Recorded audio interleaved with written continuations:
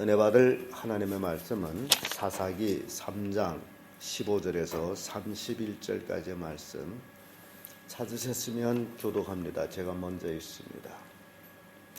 이스라엘 자손이 여호와께 부르짖음에 여호와께서 그들을 위하여 한 구원자를 세우셨으니 그는 곧 베냐민 사람 게라의 아들 왼손잡이 에훗이라. 이스라엘 자손이 그를 의탁하여 모압 왕 에글론에게 공물을 바칠 때에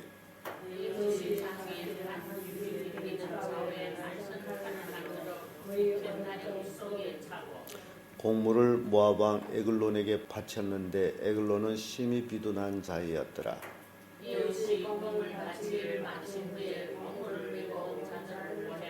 자기는 길가 근처 돌 뜨는 곳에서부터 돌아와서 가로되 왕이여 내가 은밀한 이를 왕에게 구하려 하나이다. 왕이 명하여 종용케 하라 하매 모셔 선자들이 다 물러간지라.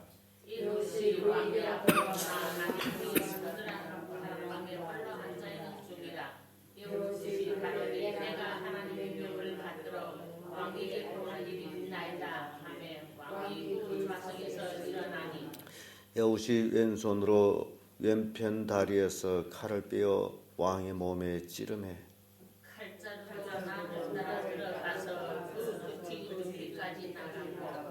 그가 칼을 그 몸에서 빼어내지 아니하였으므로 기름이 땅에 묻혔더라. 에훗이 현관에 나와서 다락문들을 닫아 잠그니라. 에훗이 나간 후에 왕의 신하들이 와서 왕이 잠겼음을 보고 가로되 왕이 필연 사방에서 칼을 가리우신다 하고 그들이 오래 기다려도 왕이 다락문을 열지 아니하는지라. 열쇠를 취하여 열고 본즉 자기 주가 이미 죽어 땅에 엎드러졌더라. 그들이 이스라엘의 에훗이 피하여 넓은 곳을 지나 스아를 도망냅니다. 그가 이르러서는 에브라임 산지에서 나팔을 불매 이스라엘 자손이 산지에서 그를 따라 내려오니 에훗이 앞서가며 우리 너희에게 나를 따르라. 여호와께서 너희의 한 사람을 너희 손에 붙이셨습니다. 하매 우리가 에훗을 따라 내려가서 모압 맞은편 요단강 나루를 잡아 지켜 사람들을 건너게 하였고 그때 모압 사람이 1만 명 가량이 죽었으니 다 역사요 용사라. 한 사람도 피하지 못하였더라. 그날에 모압 사람이 이스라엘 수하에 항복하되 그 땅이 8년 동안 평평하였더라. 에훗이 다같이 에훗이 후에 아나스의 아들 아사헬사사가 있어 그 모든 막대기로 블레셋 사람 600명을 죽였고 그도 이스라엘을 구원하였더라. 아멘. 이 말씀으로 사사 에훗 이스라엘 백성들이 어려움을 청할 때마다 고난을 당할 때마다 고통을 당할 때마다 하나님께 부르짖는 모습을 봅니다. 그것은 출애굽기 시작할 때에 이스라엘 백성들이 애굽에서의 그 고통 그것을 하나님께 호소할 때 하나님이 들어주시는 모습을 봅니다. 오늘도 이스라엘 백성들이 하나님께 부르짖을 때에 하나님께서 또 한 구원자 에훗을 세워주는 모습을 봅니다. 그래서 이 사사 에훗은 하나님이 세우신 사사다라는 말씀입니다. 그래서 첫째는 하나님이 세우심. 모든 사사는 하나님이 세우십니다. 창세기 45장 9절에 보면 요셉에 대해서 그런 말은 하나님이 나를 애굽 전국의 주로 세우셨으니 라는 그 요셉의 말을 봅니다. 애굽의 전국의 주로 하나님께서 요셉을 세웠다. 또 사도행전 13장 23절에도 하나님이 약속하신 대로 이 사람이 씨에서 이스라엘 위하여 구주를 세우셨으니 곧 예수라 이런 말씀입니다. 그래서 하나님께서는 구원자를 세우신다. 하나님께서 구원자를 세우신다라는 그 말씀을 우리에게 주고 있습니다. 그래서 이 에훗 하나님께서 세우신 사사다. 근데 여러분들이 이렇게 성경을 보면서 하나님의 일꾼은 하나님이 세우시는구나 그걸 알게 되면 우리 주변에 있는 이단들은 스스로 자기도 하나님이 세우셨다라고 그렇게 얘기합니다. 그래서 특별히 안상원 같은 사람은 성경 이곳에서 안자를 찾고 저곳에 가서 홍자를 찾고 그렇게 상자를 찾고 이렇게 성경 전체에서 한 글자씩 떠다가 성경에 자기 이름이 있다라고 얘기합니다. 참 어떻게 그렇게 한심한 성경 해석을 또 거기를 추종하는 사람들이 믿는지 저는 알 수가 없습니다만은 이단들이 대체적인 모습이 바로 이렇습니다. 성경을 제 마음대로 뜯어 풀어서 거기 자기 이름이 있다. 그런 어리석은 그런 사람들을 볼 때에 성경에 나와 있는 하나님의 일꾼들은 하나님이 세우시는구나 라는 것을 우리가 볼 수 있습니다. 그래서 15절에 와서 보면 그 말씀 있죠. 이스라엘 자손이 여호와께 부르짖음에 여호와께서 그들을 위하여 한 구원자를 세우셨으니 그는 곧 베냐민 사람 게라의 아들 왼손잡이 에웃이라. 이스라엘 자손이 그를 의탁하여 모압 왕 에그론에게 공물을 바칠 때에 그 이스라엘 백성이 모압 왕을 섬겼다라는 그 내용이 나옵니다. 그때에 에웃이 이스라엘 사사로 세우심을 받는 모습을 보는데 그래서 하나님께서 이스라엘 백성이 부르짖을 때에는 일꾼을 세워주시는구나. 하나님은 기도를 들어주시는구나. 그리고 구원자를 보내시는구나 라는 것을 우리에게 보여줍니다. 두 번째로 사사 에웃은 모압 왕을 죽입니다. 20절에서 25절까지의 말씀 보면요. 21절 22절에 에웃이 왼손으로 우편다리에 칼을 빼어 왕의 몸을 찌르매 22절에 와서 칼자루도 날을 따라 들어가서 그 끝이 등까지 나갔고 그가 칼을 그 몸에서 빼내지 아니하므로 기름에 칼날에 엉키었더라.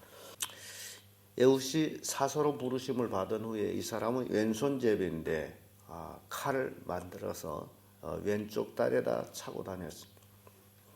한 규빗 정도의 칼, 한 규빗 정도의 칼은 굉장히 큰 칼입니다. 한 규빗을 보통 장정이 팔굽 길이를 얘기하는데 그러면 이만한 길이에요.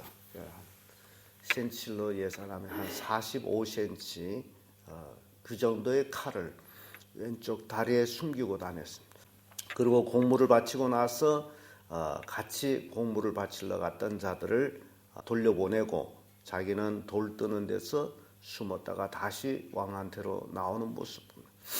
그러고서 왕한테 할 얘기 있다고 이제 가까이 갔더니 왕은 또 자기 부하들 다 내보내고 그러고서 이 에웃은 왕에게 하나님께서 나를 보내서 당신에게 할 말이 있다라고 그런 얘기를 합니다.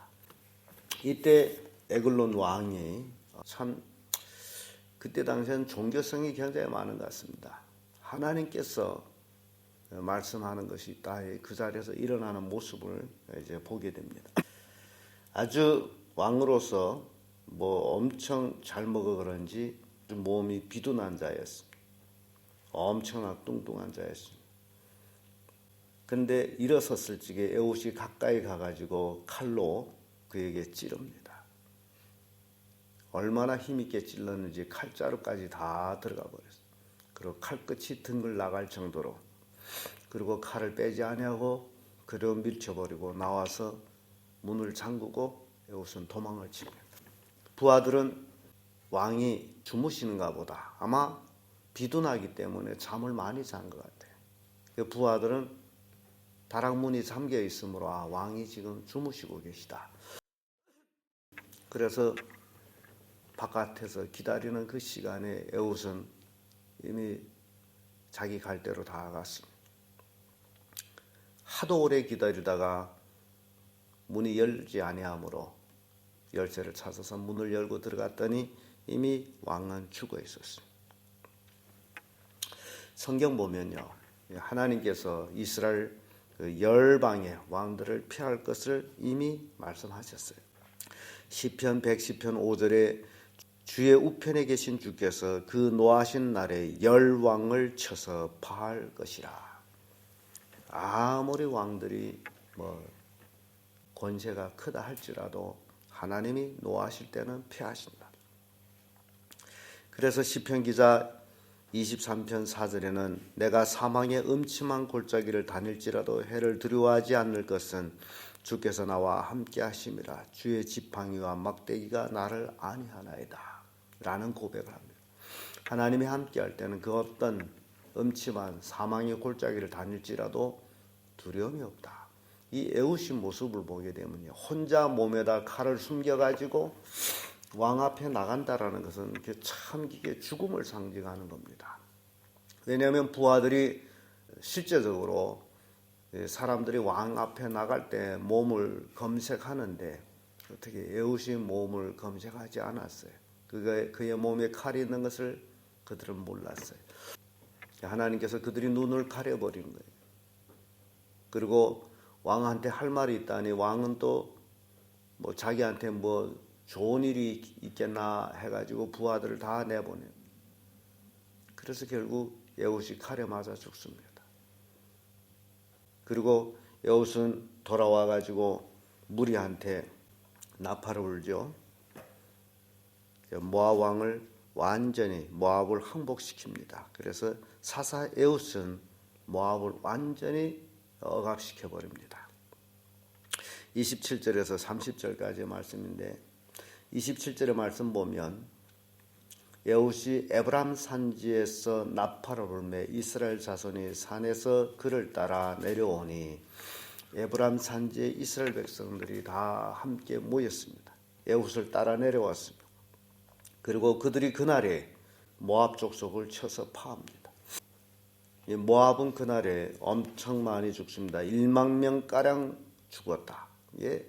전쟁에 1만 명가량 죽는다라는 것은 대단한 숫자입니다.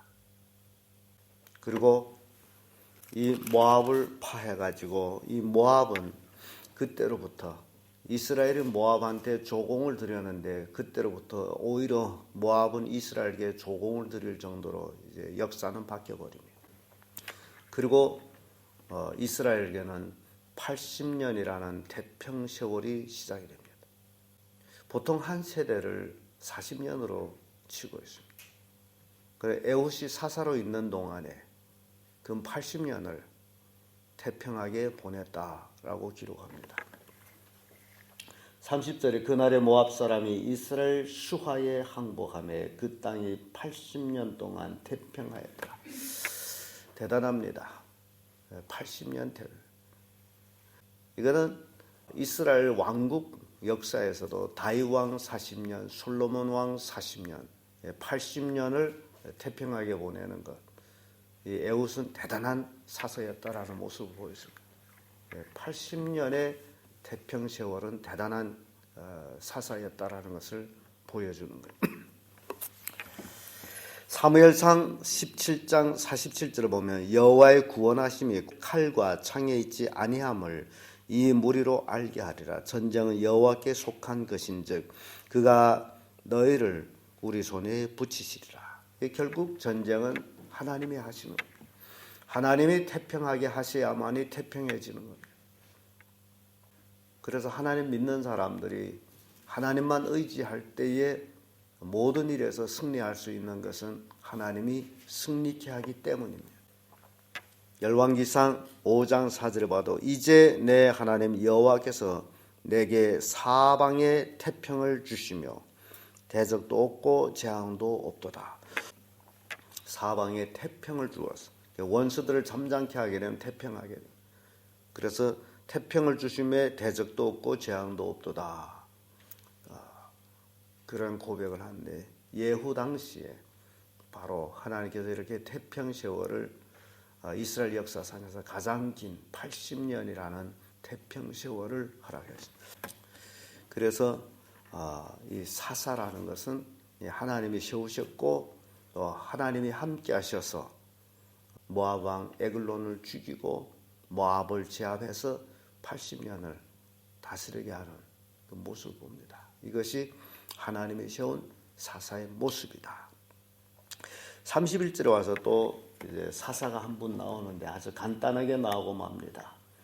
예후시 후에 아낙의 아들 삼갈이 사사로 있어 소 모는 막대기로 블레셋 사람 600명을 죽였고 그도 이스라엘을 구원하였더라 라는 말씀이 나옵니다.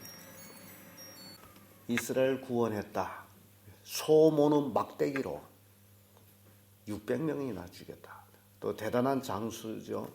그래서 이 사사기를 보게 되면 아주 이렇게 장수들이 가끔 나와서 또 이스라엘을 구원하는 모습을 봅니다. 그래서 사사는 바로 이스라엘을 구원하는 그런 역사적인 사건들을 감당했던 모습을 봅니다.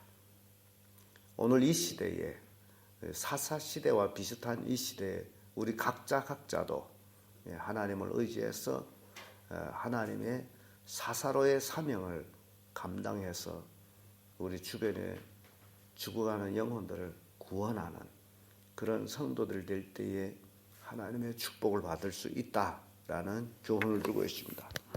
기도하겠습니다.